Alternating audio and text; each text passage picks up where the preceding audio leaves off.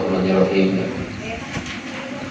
Wa syarrafa wa karrama man jalla radhiyallahu ta'ala an ali baiti Rasulillahi ajma'in wa ashabil akramina wa azwajihi tahirati ummahatil mu'minin wa tabi'ina lahum bi ihsanin ila yaumiddin wa alaina ma'hum wa bihim bi rahmatika ya arhamar rahimin.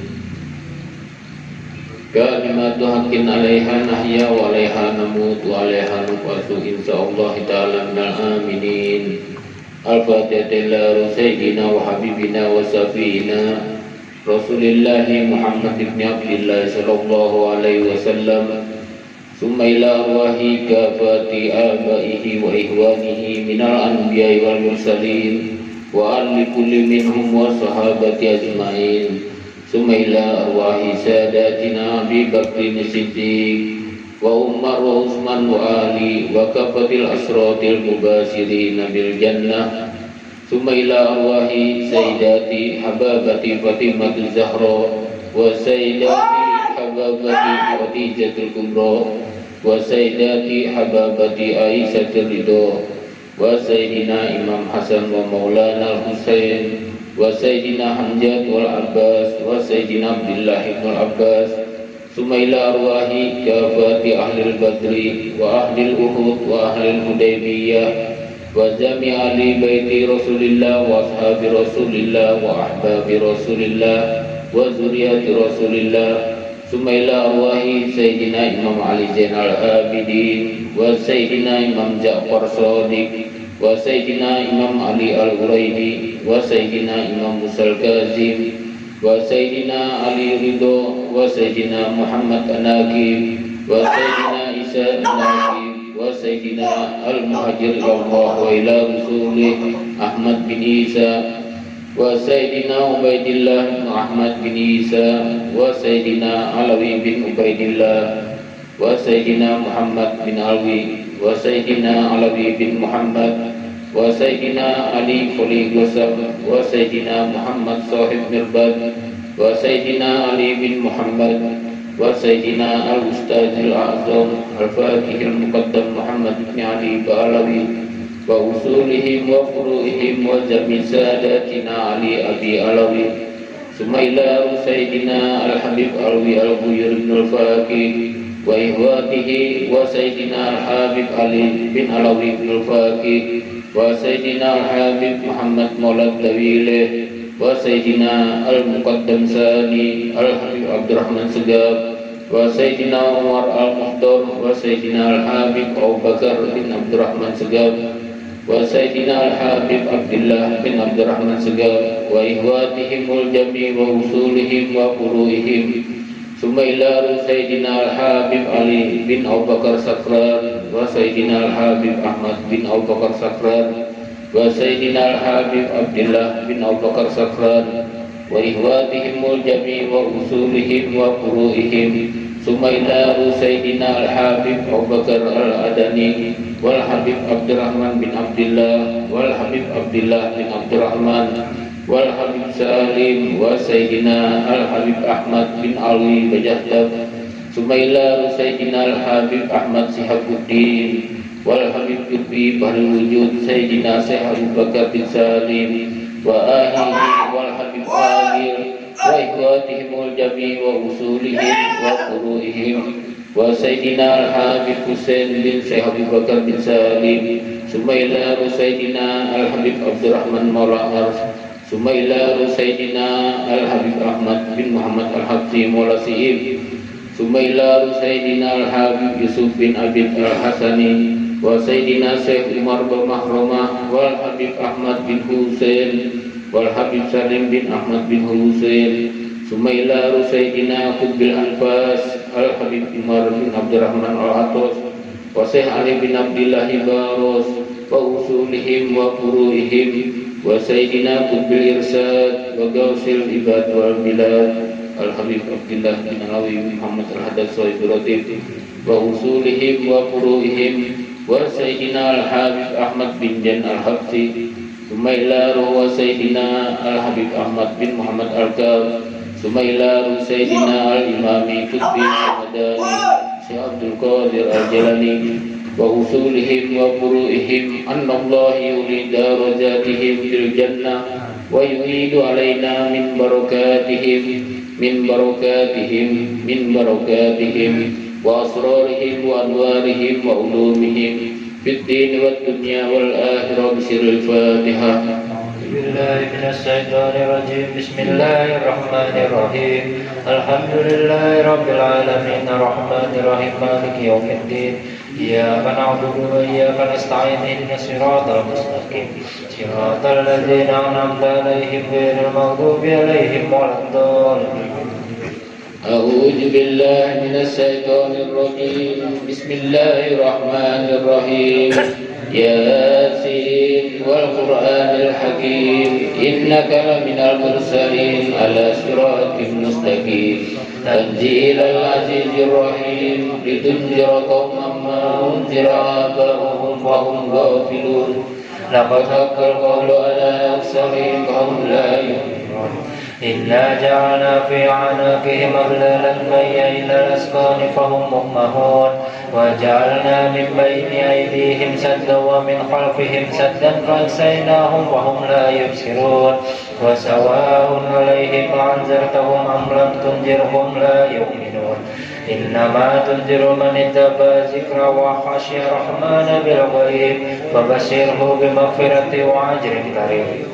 إنا نحن نحيي الموتى ونكتب ما قدموا وآثارهم وكل شيء أحصيناه في إمام مبين واضرب لهم مثلا أصحاب القرية إذ جاء المرسلون إذ أرسلنا إليهم اثنين فكذبوهما فعززنا بالثالث فقالوا إنا إليكم مرسلون قالوا ما أنتم إلا بشر مثلنا وما أنزل الرحمن من شيء إن أنتم إلا تكذبون قالوا ربنا يعلم إنا إليكم لمرسلون وما علينا إلا البلاغ المبين قالوا إنا تطيرنا بكم لئن لم تنتهوا لنرجمنكم وليمسنكم منا عذاب عليم قالوا طائركم معكم إن ذكرتم بل أنتم قوم مشركون وجاء من أقصى المدينة رجل يسمع قال يا قوم اتبعوا المرسلين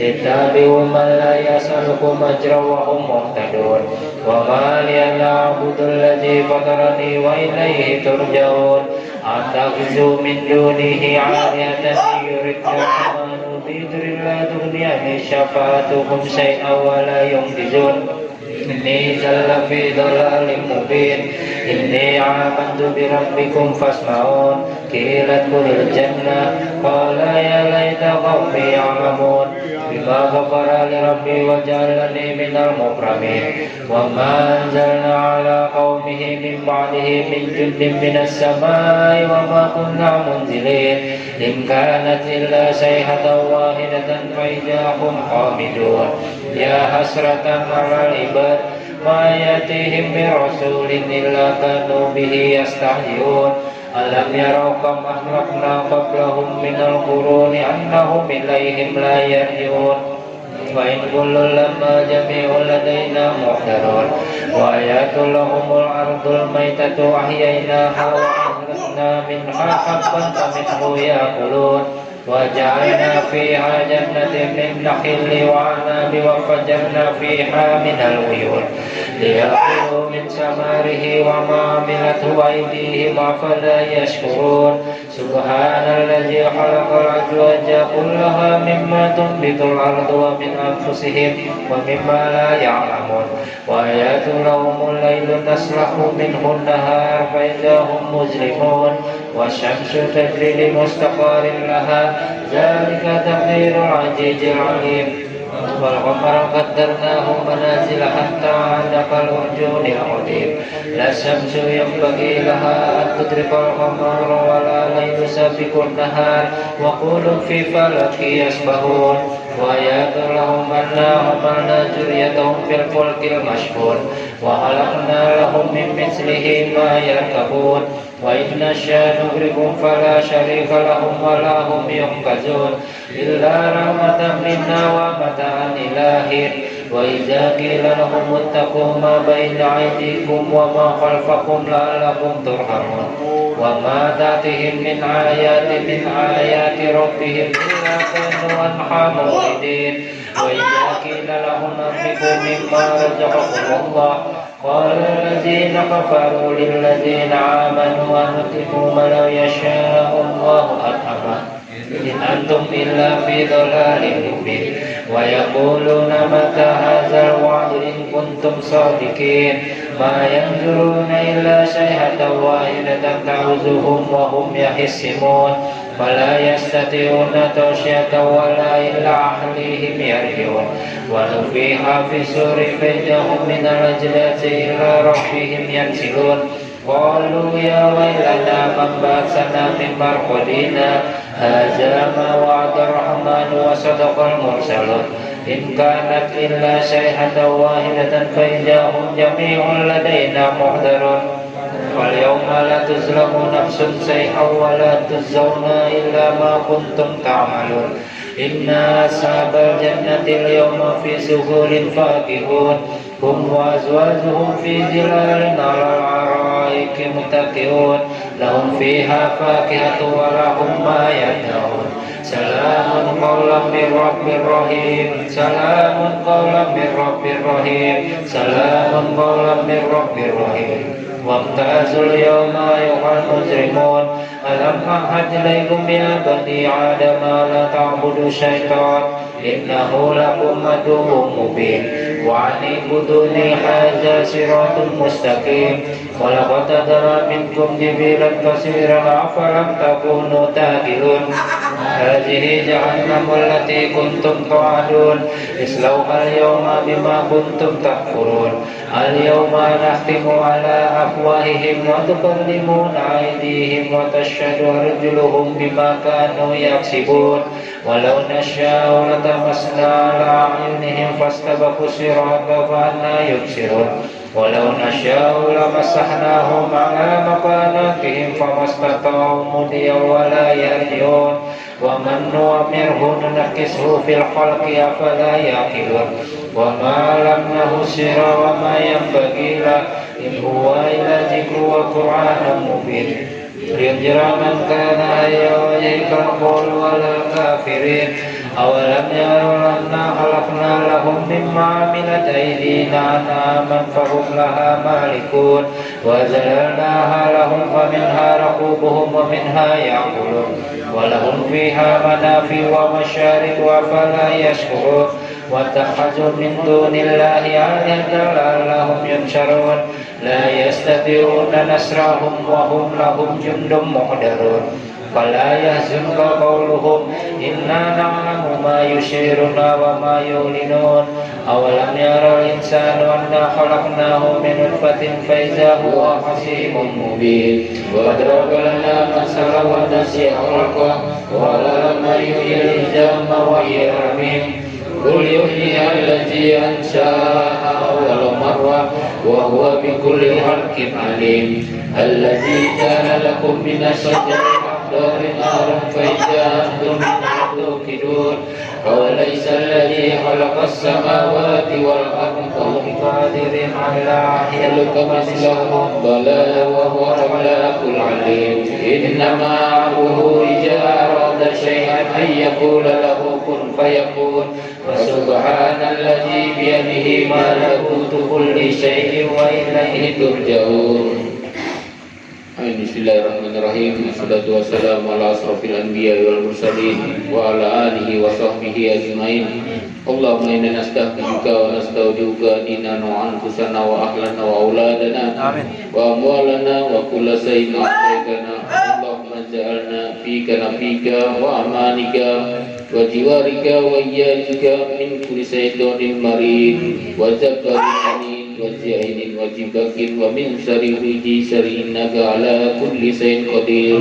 اللهم جمعنا بالعافية وسلامة وحققنا بالتقوى والاستقامة وإذنا من مصيبة الندامة إنك سميع الدعاء.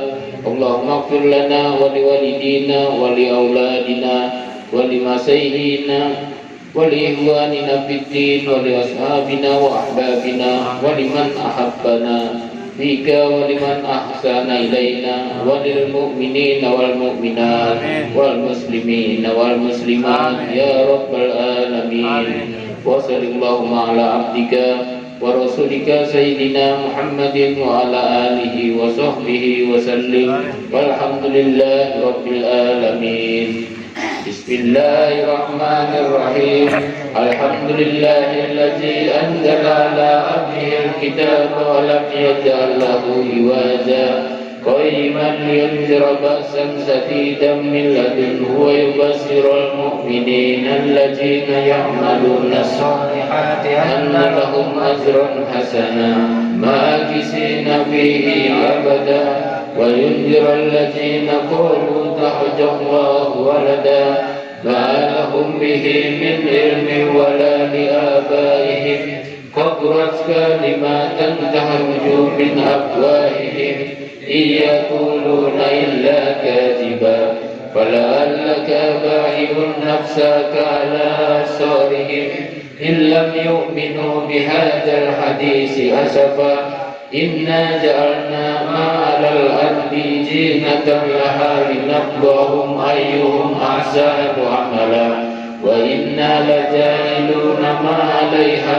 صعيدا جرزا أم حسبت أن أصحاب الكهف والرقيم كانوا من آياتنا عجبا إذ أوى الفتية إلى الكهف فقالوا ربنا آتنا من لدنك رحمة وهيئ لنا من أمرنا رشدا.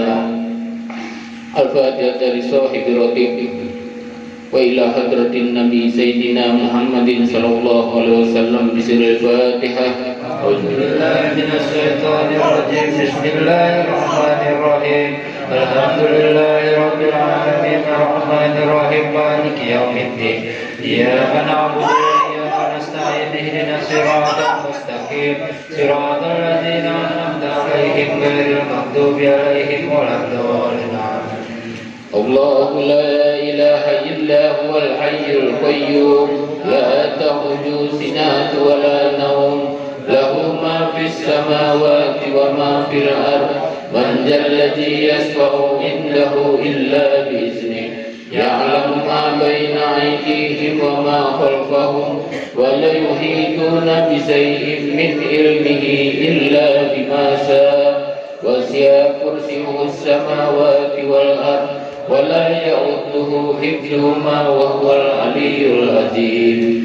آمن الرسول بما أنزل إليه من ربه والمؤمنون كل آمن بالله وملائكته وكتبه ورسله لا نفرق بين أحد من رسله وقالوا سمعنا وأطعنا غفرانك ربنا وإليك المصير.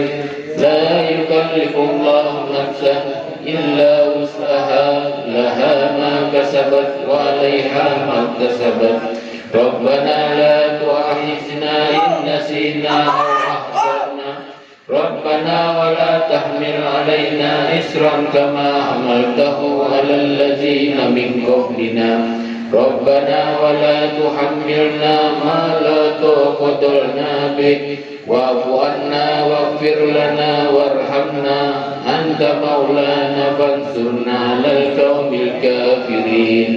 لا إله إلا الله وحده لا شريك له له الملك وله الحمد يحيي ويميت وهو على كل شيء قدير. لا إله إلا الله وحده لا شريك له له الملك وله الحمد يحيي ويميت وهو على كل شيء قدير. لا إله إلا الله وحده لا شريك له له الملك وله الحمد يحيي ويميت وهو على كل شيء قدير. سبحان الله والحمد لله ولا إله إلا الله والله أكبر. سبحان الله والحمد لله ولا إله إلا الله والله أكبر. سبحان الله والحمد لله ولا إله إلا الله Allahu Akbar. Subhanallah bihamdihi subhanallahil azim. Subhanallah bihamdihi subhanallahil azim. Subhanallah bihamdihi subhanallahil azim. Rabbana ighfir lana wa tub 'alaina innaka antat tawwabur rahim. Rabbana ighfir lana wa tub 'alaina innaka antat tawwabur rahim. Rabbana ighfir lana wa tub 'alaina innaka antat tawwabur rahim. Allahumma salli ala Sayyidina Muhammad. Allahumma salli alaihi wa sallim. Allahumma salli ala Sayyidina Muhammad. Allahumma salli alaihi wa sallim. Allahumma salli ala Sayyidina Muhammad. Allahumma salli alaihi wa sallim. A'udzu bikalimatillahi tammati min syarri ma khalaq. A'udzu bikalimatillahi tammati min syarri ma khalaq. A'udzu bikalimatillahi tammati min syarri ma khalaq.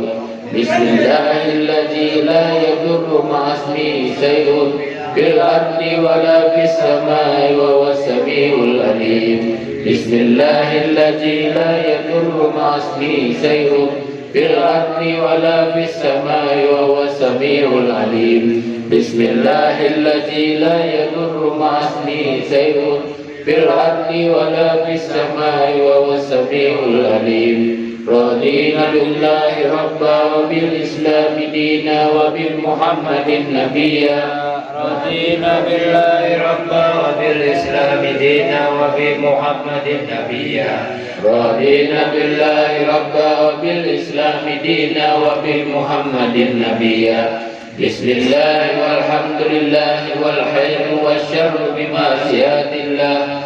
Bismillah walhamdulillah wal khairu wasyarru bimasyiatillah. Bismillah walhamdulillah wal khairu wasyarru bimasyiatillah.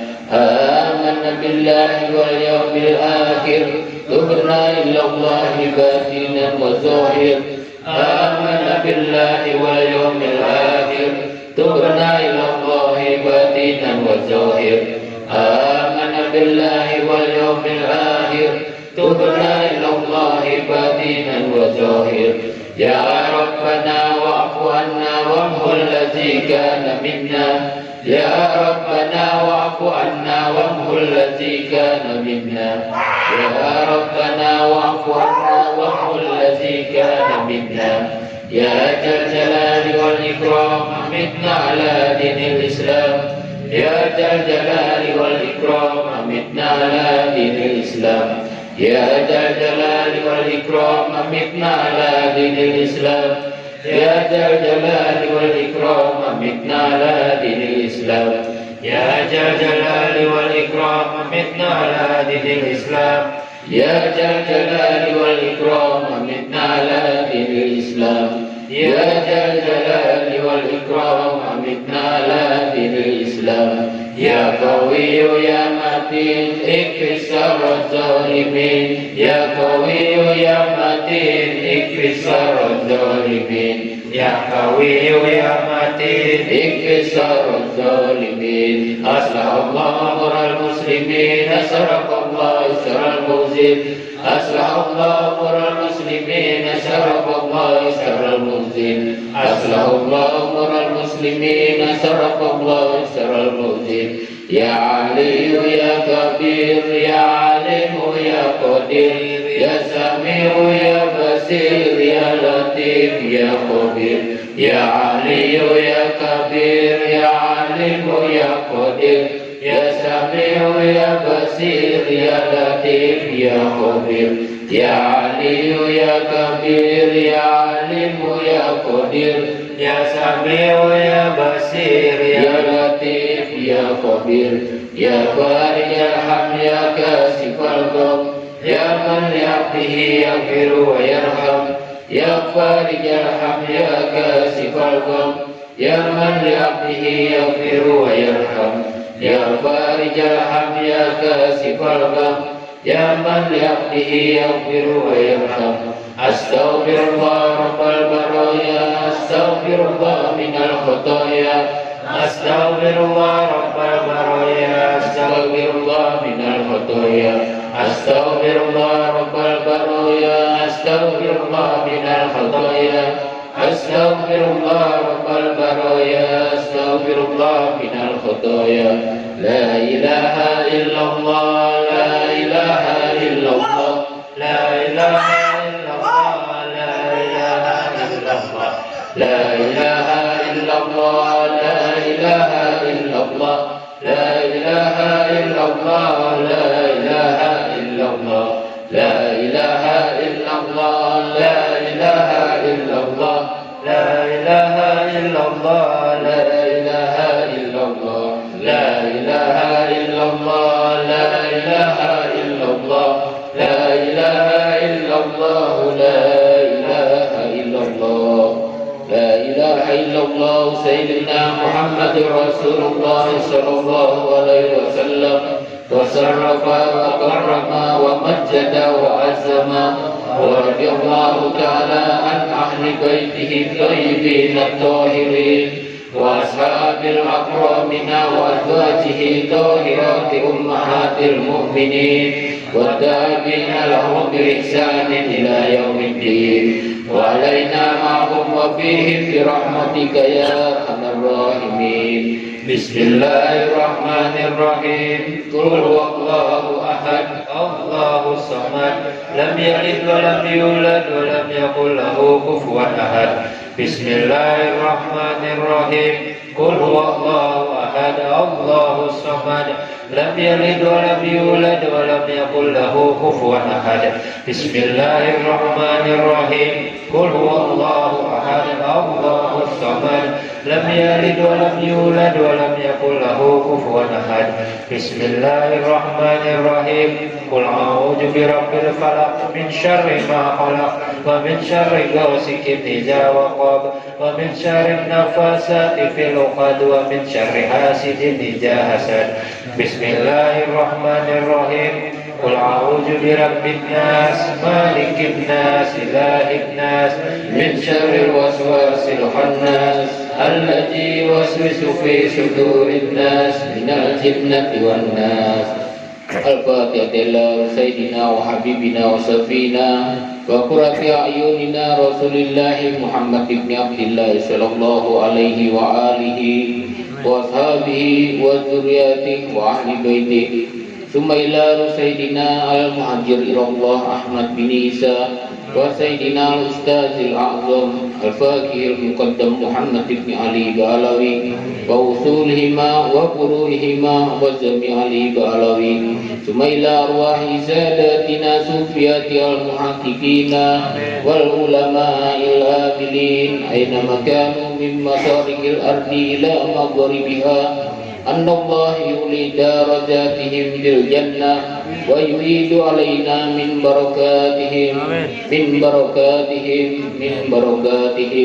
وأسرارهم وأنوارهم وعلومهم في الدين والدنيا والآخرة بسر الفاتحة. أعوذ بالله من الشيطان الرجيم بسم الله الرحمن الرحيم الحمد لله رب العالمين الرحمن الرحيم مالك يوم الدين إياك نعبد وإياك نستعين اهدنا الصراط المستقيم صراط الذين أنعمت عليهم غير المغضوب عليهم ولا الضالين. الفاتحة وبالخصوص إلى سيدنا قطب الإرشاد وغوث العباد والبلاد الحبيب عبد الله بن علوي بن محمد الحدث صاحب الرتيب وأصوله وفروعه أن الله يولي درجاته بالجنة ويعيد علينا من بركاته وأسراره وأنواره وعلومه في الدين والدنيا والآخرة بسر الفاتحة. أعوذ بالله من الشيطان الرجيم بسم الله الرحمن الرحيم الحمد لله رب العالمين الرحمن الرحيم مالك يوم الدين إياك نعبد وإياك نستعين اهدنا الصراط المستقيم صراط الذين أنعمت عليهم غير المغضوب عليهم ولا الضالين. الفاتحة بنية القبول وتمام كل سول ومعمول وصالح صان ظاهرا وباطنا وبأن الله يحفظ الحجج والمسافرين والبجاة والمجاهدين من المسلمين في البر والبحر أجمعين وبأن الله يسهبهم السلامة ويردهم إلى أوطانهم سالمين غانمين محفوظين في خير ولطف وعافية لنا ولكم يا قادرون بأن الله يؤتي كل سائل منا ومنكم سؤله على ما يرضى الله ورسوله ويقضي جميع حاجاتنا كلها ويقتل أعمارنا في طاعة الله ورضاه ويدخلون الجنة الفردوس بغير حساب ويمن علينا أجمعين بكمال حسن الختام عند نزول الهمام وإلى حضرة النبي محمد رسول الله صلى الله عليه وسلم. الفاتحة. أعوذ بالله من الشيطان الرجيم. بسم الله الرحمن الرحيم. الحمد لله رب العالمين الرحمن الرحيم مالك يوم الدين إياك نعبد وإياك نستعين اهدنا الصراط المستقيم صراط الذين أنعمت عليهم غير المغضوب عليهم ولا الضالين. بسم الله الرحمن الرحيم. الحمد لله رب العالمين والصلاة والسلام على سيد المرسلين سيدنا محمد وعلى آله وصحبه أجمعين. اللهم إنا نسألك بهذه سورة الفاتحة المعظمة وسبع مثاني والقرآن العظيم أن تفتح لنا بكل خير وأن تتفضل علينا بكل خير وأن تسألنا من أهل الخير وأن تعاملنا يا مولانا معاملتك لأهل الخير وأن تحفظنا في ديننا وأنفسنا وأولادنا وأموالنا وأهلنا وأصحابنا وأحبابنا من كل مهنة وفتنة وبؤس وضير إنك ولي كل خير ومتفضل بكل خير ومؤتي لكل خير يا أرحم الراحمين. اللهم اغفر لنا ولوالدينا ولأولادنا ولمسيحينا في الدين ولمن أحسن إلينا ولمن أوصانا بالدعاء ولجميع المسلمين والمسلمات والمؤمنين والمؤمنات الأحياء منهم والأموات. اللهم اغفر لنا وارحمنا وارض عنا وتقبل منا وادخلنا الجنة ونجينا من النار. اللهم أصلح لنا شأننا كله. اللهم أجبنا ولا تنكسنا وأكرمنا ولا تهنا وأطينا ولا تحرمنا وارضينا وارض عنا يا أرحم الراحمين. وصلى الله على سيدنا محمد وعلى آله وصحبه وسلم والحمد لله رب العالمين. اللهم إنا نسألك رضاك والجنة ونعوذ بك من سخطك والنار. اللهم إنا نسألك رضاك والجنة ونعوذ بك من سخطك والنار. اللهم إنا نسألك رضاك والجنة ونعوذ بك من سخطك والنار. يا عالم السر منا لا تهتكي ستر عنا وآفنا واعف عنا وكن لنا حيث كنا. يا عالم السر منا لا تهتكي ستر عنا وآفنا واعف عنا وكن لنا حيث كنا. يا عالم السر منا لا تهتكي ستر عنا وآفنا واعف عنا وكن لنا حيث كنا. جزا الله سيدنا محمدا عنا خيرا. جزا الله سيدنا محمدا عنا ما هو أهله. جزا الله سيدنا محمدا عنا خيرا.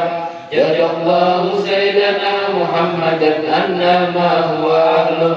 جزا الله سيدنا محمدا عنا خيرا. جزا الله سيدنا محمدا عنا ما هو أهله. يا الله بها يا الله بها يا الله بحسن الخاتمة Ya Allah biha, Ya Allah biha, Ya Allah bihusnil khatimah. Ya Allah biha, Ya Allah biha, Ya Allah bihusnil khatimah. Ya Latifun lam yazal ultuf bina bima nazal. Innaka latifun lam tazal ultuf bina wal muslimin. Ya Latifun lam yazal ultuf bina bima nazal. Innaka latifun lam tazal ultuf bina wal muslimin. Ya Latifun lam yazal ultuf bina bima nazal. Innaka latifun lam tazal ultuf bina wal muslimin. Ya Latifan bi khalqihi, ya aliman bi khalqihi, ya khabiran bi khalqihi ultuf bina. Ya Latif, ya alim, ya khabir. Ya Latifan bi khalqihi, ya aliman bi khalqihi, ya khabiran bi khalqihi ultuf bina. Ya Latif, ya alim, ya khabir. Ya Latifan bi khalqihi, ya aliman bi khalqihi, ya khabiran bi khalqihi ultuf bina. Ya Latif, ya alim, ya khabir. Ya amanal khaifin aminna mimman nakhaf. Ya amanal khaifin sallimna mimman nakhaf. Ya munajil khaifin najina mimman nakhaf. Ya Rabbana yassir lana umurana bijahi Sayyidina Muhammad bin Ali. Ya Rabbana yassir lana umurana bijahi Sayyidina Muhammad bin Ali. Ya Rabbana yassir lana umurana bijahi Sayyidina Muhammad bin Ali. Mudah-mudahan segala hajat kita dikabulkan oleh Allah Subhanahu wa taala. Sehatkan badan kita, dipanjangkan umur kita untuk beribadah kepada Allah Subhanahu wa taala, dilancarkan rezeki kita, dilancarkan urusan dunia maupun urusan akhirah, dan mudah-mudahan kelak kita dikumpulkan di surga bersama Habibina Muhammad sallallahu alaihi wasallam.